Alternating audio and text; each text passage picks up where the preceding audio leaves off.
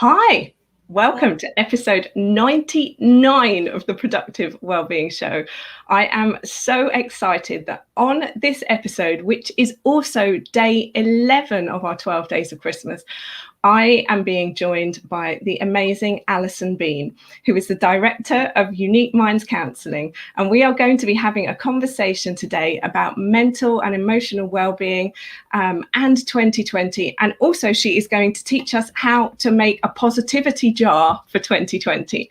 So you are going to love this episode. There's so much in it. Before I dive into it, I just want to give you a bit more background to Alison. So she has over 15 years experience of working with children, young people, adults. She's got a wealth of knowledge on bereavement and loss, trauma and anticipatory grief, alongside some extensive work that she's done around mental health issues, including stress, anxiety, self-harm, eating disorders and depression. She's a humanistic counsellor, an accredited member of the BACP and a registered counsellor on the government's Professional Standards Authority. And I'm sure there is so much more. So we are in very good hands today. Alison, welcome to the show.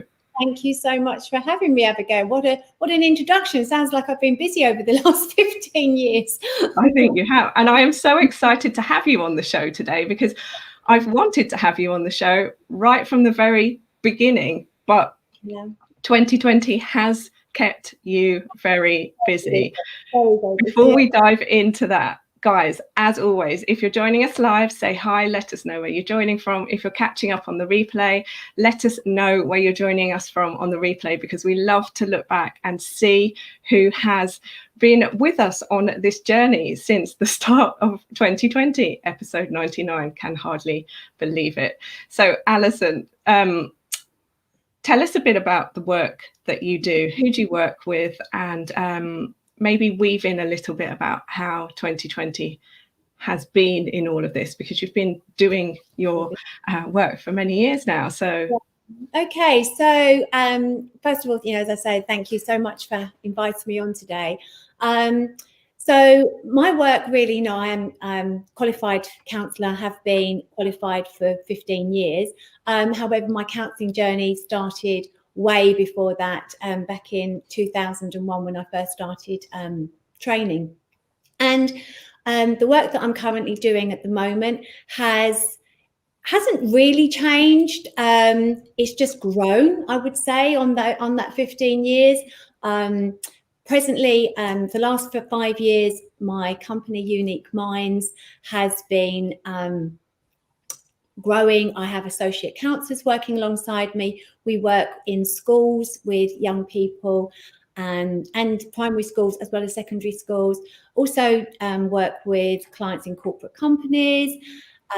We do workshops. I do group programs online.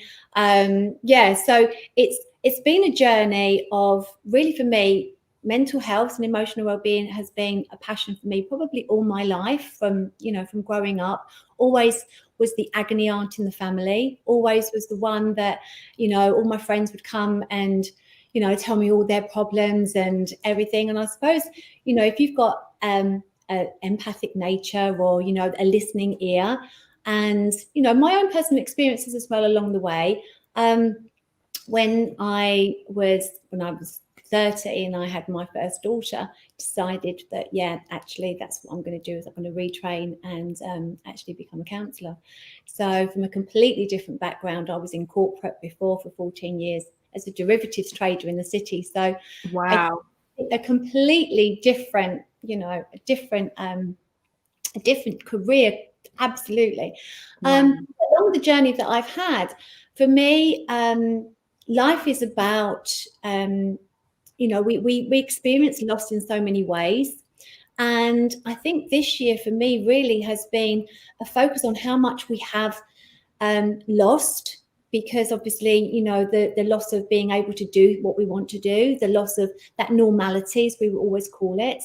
And I think that from my experience of being a bereavement counsellor, working with trauma, working with some, quite complex mental health issues for a long time, has actually really helped me and supported me in the work that I'm finding that I'm doing now with people, with because it has been a time for reflection for a lot of people this year, and maybe they didn't feel that was something that was necessarily what they wanted to be doing. However, because when you have time, it gives you space to sit and think, and sometimes that's really difficult. It is. I'm not going to lie myself. We're going into tier 3 tomorrow, and I'm not happy about it. I had plans to this weekend, to go out for dinner with my family, and now that's obviously all changed. So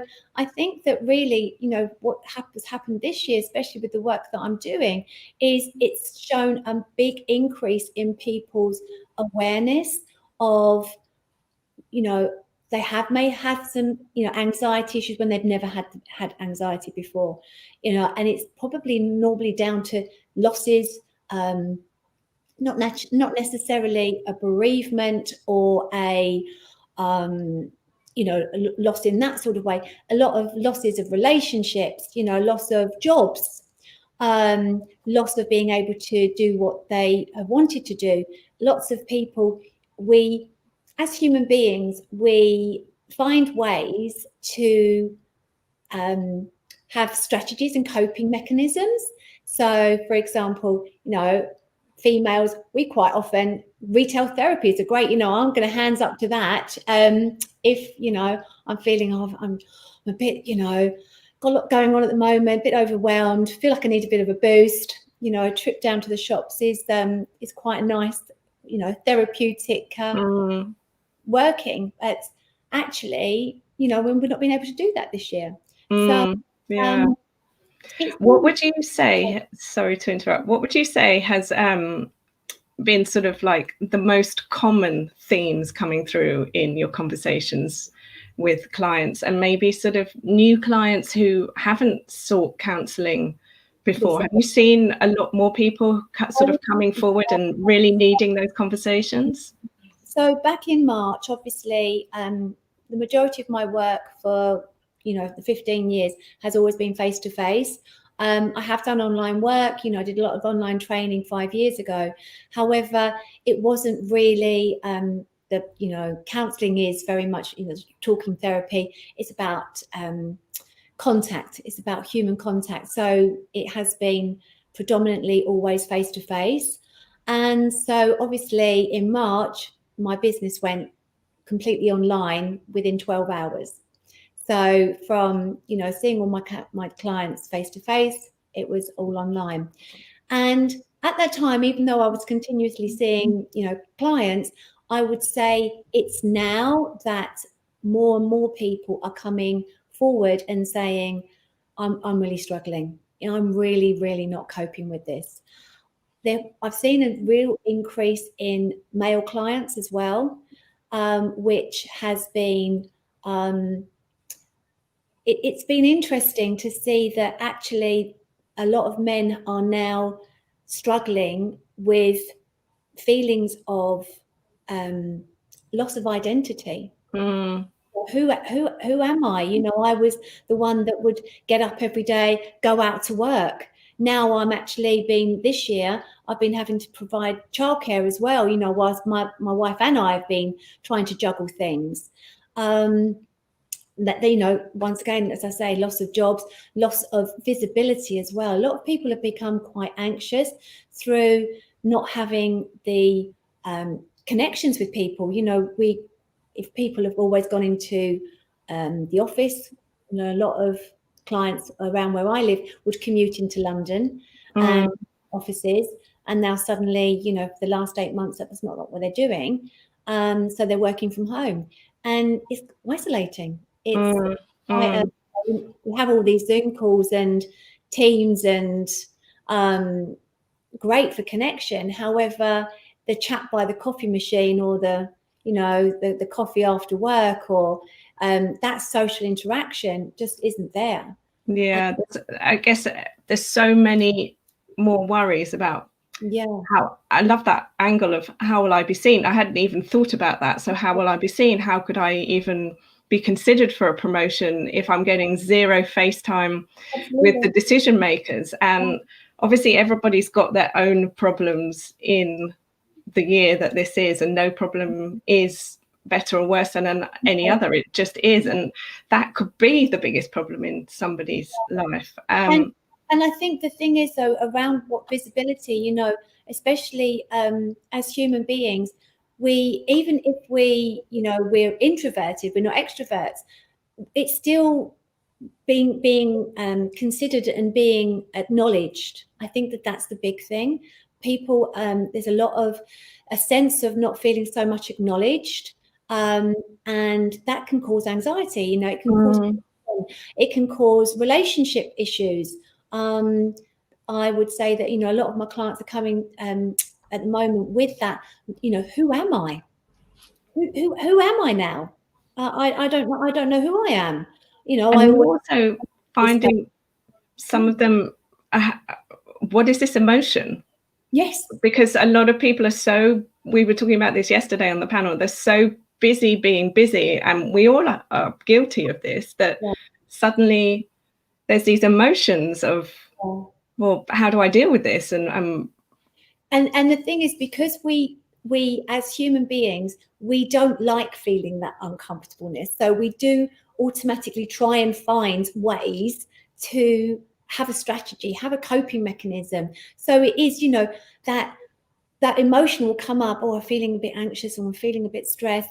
So what do I do? Okay, I'm going to go for a beer with my mates. You know, I'm going to go and have a glass of wine with my friends, or I'm going to go shopping, or I'm going to go and do something to try to get rid of that feeling. And those outside elements aren't available for us at present, we're holding on to that feeling and then not knowing what to do with it. It's, on the one hand, it's really painful because I get it from my own sort of awakening journey, where I didn't realize you worked in finance. It's very interesting. I also worked in finance. So in those days, feelings were weakness, emotions were weakness.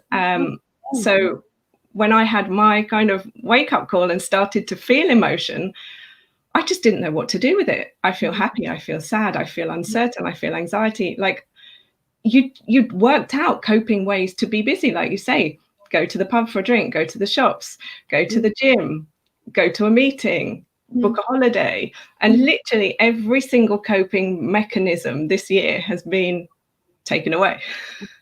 Absolutely. And it's interesting that you say that, acknowledging the feelings. One of the things that I always work with my clients is I call it the 3 A's. So it's, the first part is awareness. So it's aware of what's happening. You know, it's aware of, okay, we're in a pandemic, you know, I've got my children at home, I've got, you know, I'm having to work from home, I can't do this, or my relationship's difficult, whatever that awareness is. Then it's the acknowledgement. How do I feel about this? What's it bringing up for me?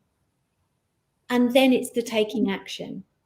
Now, what a lot of people are coming with are, they're having the awareness and they're trying to do the action, but actually it's, I don't do acknowledging of my feelings. I don't know what that is, you know. I don't want to feel like this. How can I numb it? How can I leave it, blank it, block it, ignore it, get rid of it? Yeah. And actually, for me, within the work that I do within therapy, it's okay, let's sit with that feeling. What does that feeling, what is that like? What does it look like? You know, how do you experience it? Rather than the immediate, let's get rid of it.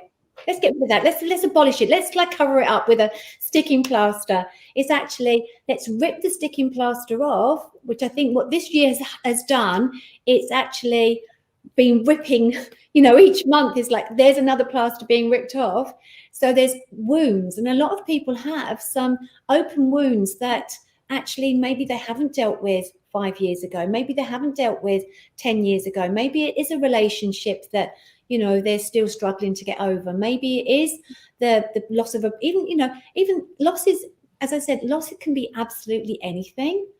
And actually, if we really boil down with why we feel certain ways, it normally is because we've lost something in our lives and we're scared. You know, of it. And those, as you say, those coping mechanisms, the things that we normally do to keep ourselves busy, get rid of that feeling. It comes up, oh, I don't like that. I'm going to go and do that instead. It gets rid of it, puts it in a nice box. The interesting thing in all of this is, like, I sometimes talk about myself as like proof of what's possible, because I do truly believe I was in such a fixed mindset, like, this is weird, I'm not talking about it, let me numb it, let me ignore it, just go away. But what we resist persists, and it just comes up again and again and again. And I truly feel, and a lot of people are talking about this now, that 2020 is the year that we were all given lessons. And if we're not learning these lessons, they're going to come back in 2021. There'll be different energy, different faces, different people, different experiences. But we can't just turn the page and be like, oh, it's a new year, let's just move on. It is literally that things have come up. And it's so amazing that there are people out there like you who are trained, because we hear this whole conversation around mental health about it's good to ask somebody and speak to people, and that is the best first step, is just to speak to somebody that can get you on the path, but to work with a trained professional who can help you to sit in that emotion. Yeah, and I think that's the thing, we hear, I call it the social media talk. It's okay to not be okay. Absolutely, let's promote that. However, how uncomfortable is that? If you are talking to a friend, how can they sit with you not feeling okay? What do they do about it? And actually, I work a lot in metaphors, because I think that if we can kind of like think about how we feel into something else, I think that can be really, really helpful. So even working with a client, before I came on here this morning, we were looking at, she's trying to look forward. She wants to look forward, but all she's doing is looking backwards, staying in that past experience. So I likened it to her driving a car. So when you're in the car, we need to check our mirrors. We need to check the rear view mirror. We need to check the wing mirrors. However, if that's all we do, we don't move forward. So we do need to be aware of what's happened. We need to be aware of what's around us, so that then we can move forward. Yeah, I love it. I'm big on analogies. We can't, we'll just crash the car if we keep looking back. There you go. Absolutely. And I said that to her, or what are you going to be doing? And she said, I keep crashing. I just keep crashing. And this is what I almost feel, in some ways, this is what 2020 is. It's like I said, it's here to teach us a lesson, but it's saying, hey, you guys, you've still not got the lesson. You've still, like, I really want you to get the lesson so we can turn the page and move on.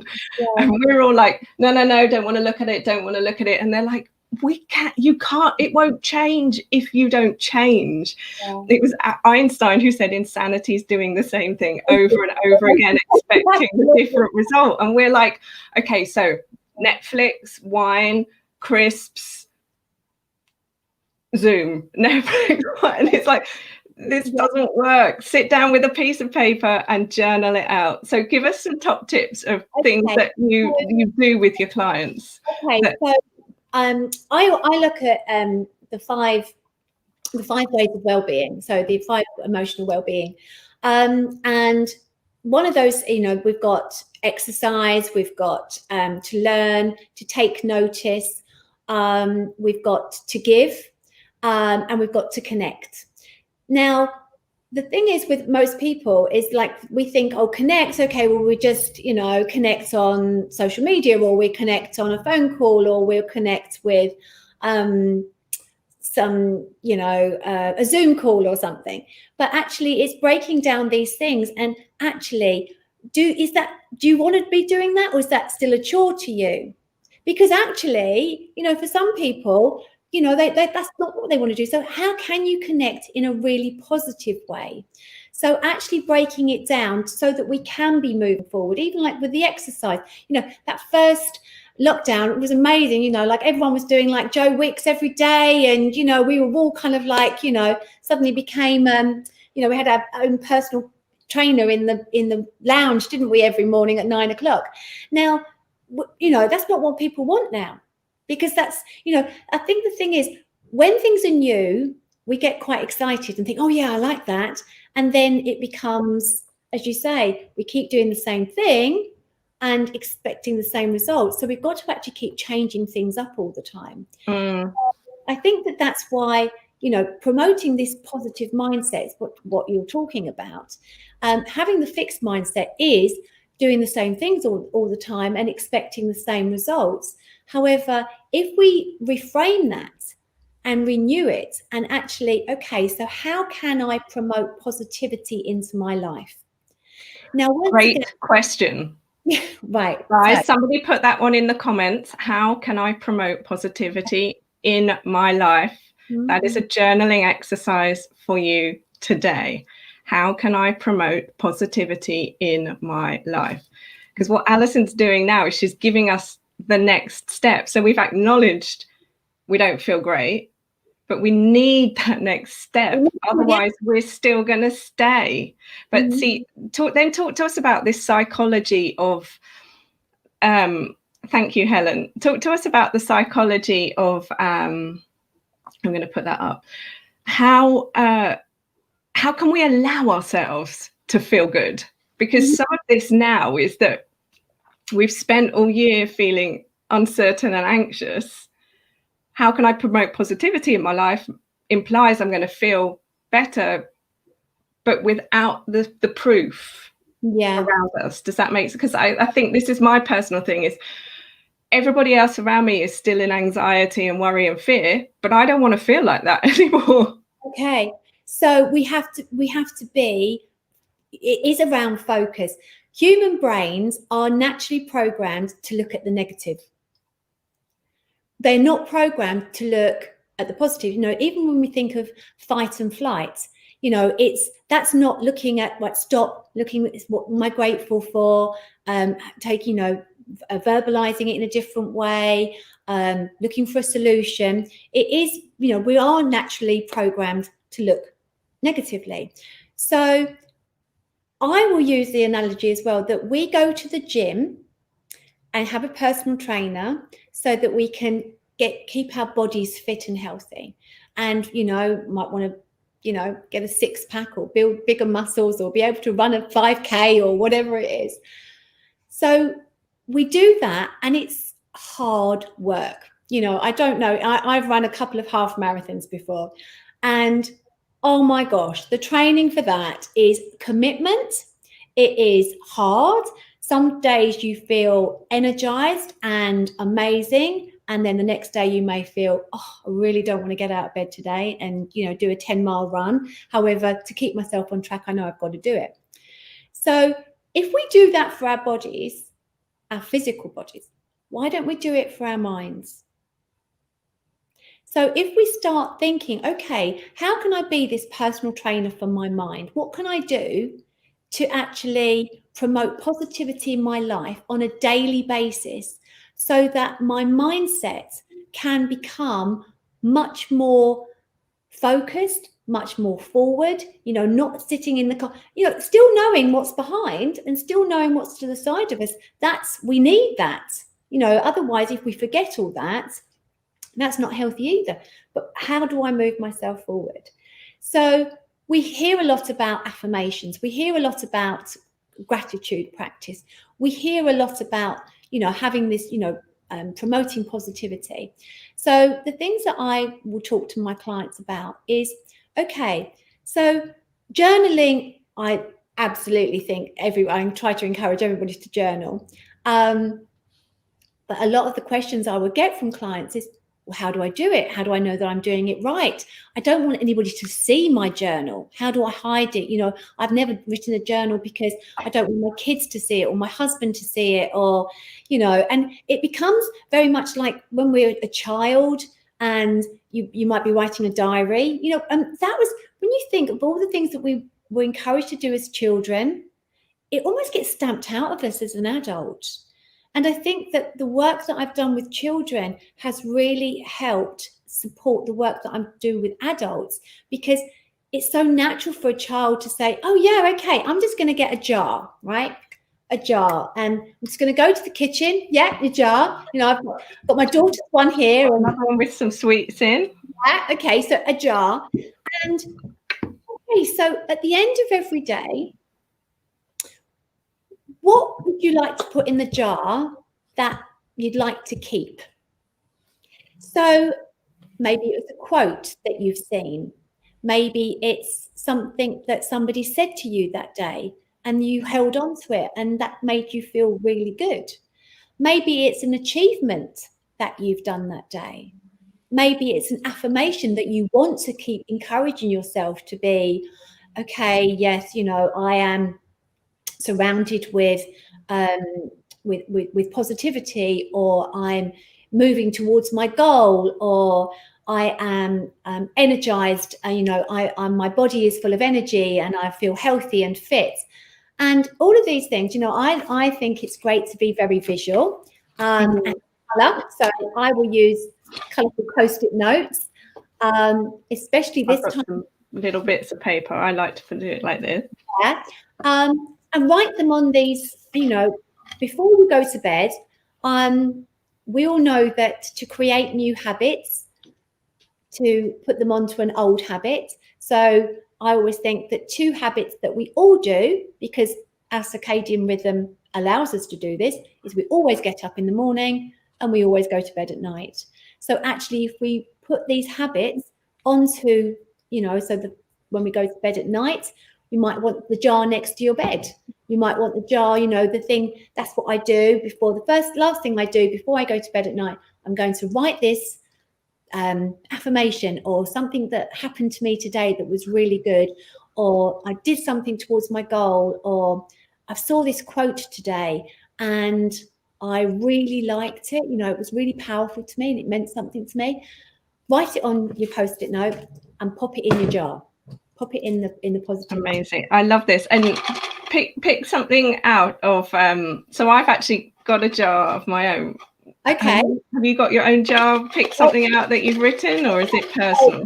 Yeah. So for me today, mine would, and then when we wake up in the morning, the first thing you do when you wake up in the morning, turn your alarm clock off, but before you get out of bed, you pick one out and you read it.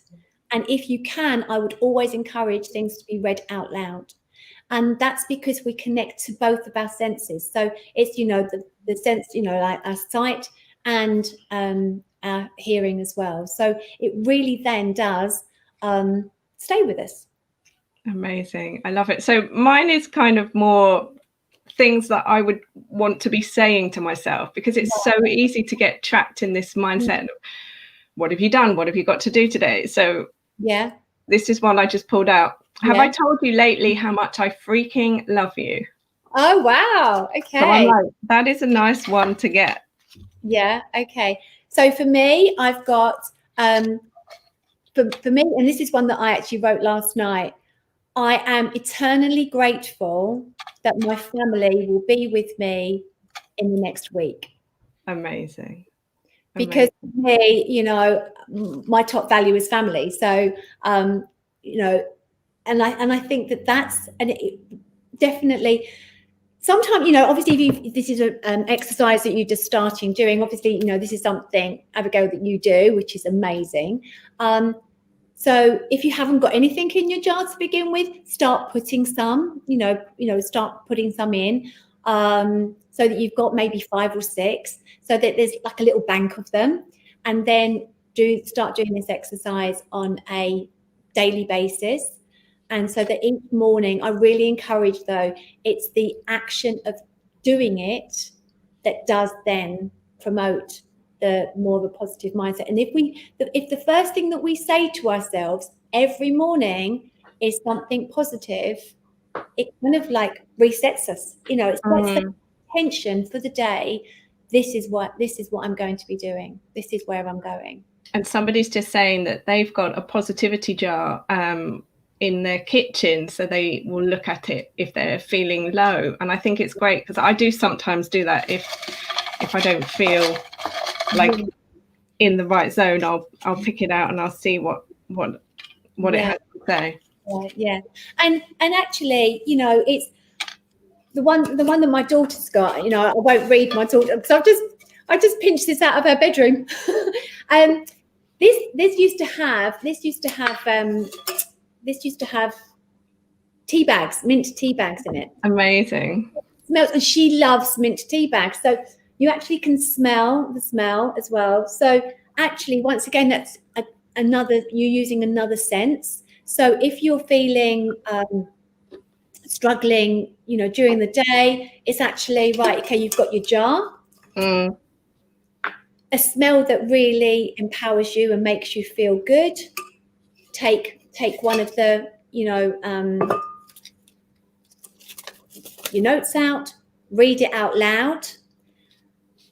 I'd even encourage if you can, read it out loud in front of a mirror.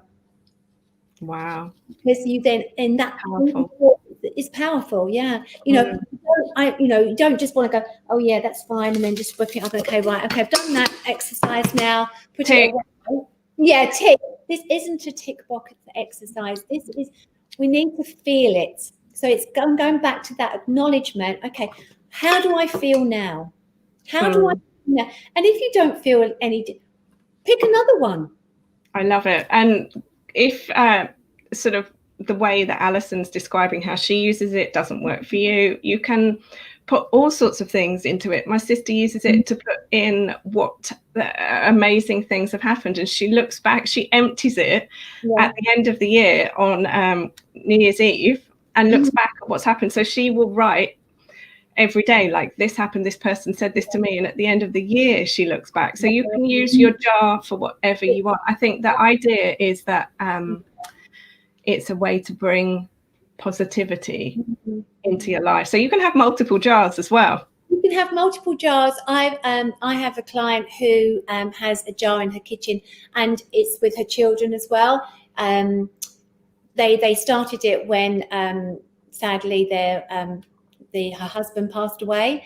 So they literally, it's almost like, you know, it's the jar that they're giving daddy. So it's like all the things that the children do and she does. So they put it all in the jar so that it's almost telling him what they've been doing. That's lovely. That's so lovely. And they're really powerful. And, you know, sometimes they will even put pictures in there as well, you know, like little, you know, photos and you know, write on the back of a photo, you know, daddy, I did this today. So all of these things, you know, never think one size fits all. You know, well, I feel so hopeful and so joyful after this conversation. Tell us, what are your plans for 2021? So 2021 is really, really exciting year, actually. I really want to, you know, I think because of the work that I'm doing at the moment and just seeing such an increase of people struggling, looking to put together some more online courses so that we can access more people, bringing on more associate counsellors as well. So I'm expanding my team so that we can help more people as well. I'm doing a masterclass 21st of January next year, 7:00. So if you go over to my Instagram page, you'll find me on there. Always, every day I post something that, you know, you want to engage with, something that can actually help your mind. You know, it isn't just, these are all things that I work with my clients in therapy. So this isn't just something that I'm making up in my kitchen table. This is all something that I'm actually, it's transferred. And the positivity jar exercise, if you didn't quite understand it, is on Alison's Instagram. So Alison, where is the best place to find you then? So the best place to find me is on Instagram. So it's at Unique Minds UK. I am on LinkedIn, but the best place to find me is definitely on and Facebook, but definitely on Instagram. You can see, you know, some behind the scenes as well in my stories as well. I love it. Well, as always, with any guest I bring on the show, we could talk for hours. And I would highly encourage you to connect with Alison and check out her work on Instagram.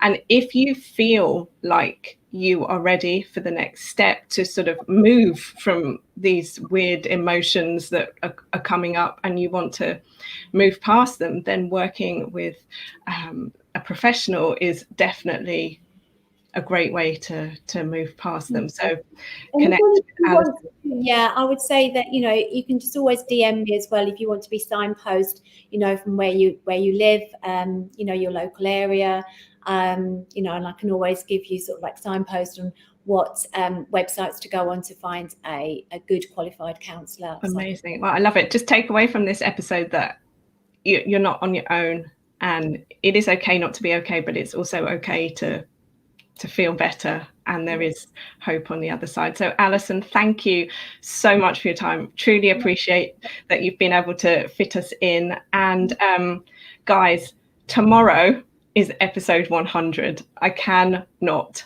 believe it. So tune in. I will be telling you about the 24 goal year, which is opening tomorrow, and how you can get into that program. And until next time, stay safe, stay well, keep washing your hands and wearing that mask. See you soon, or see you tomorrow. Thank you. Bye.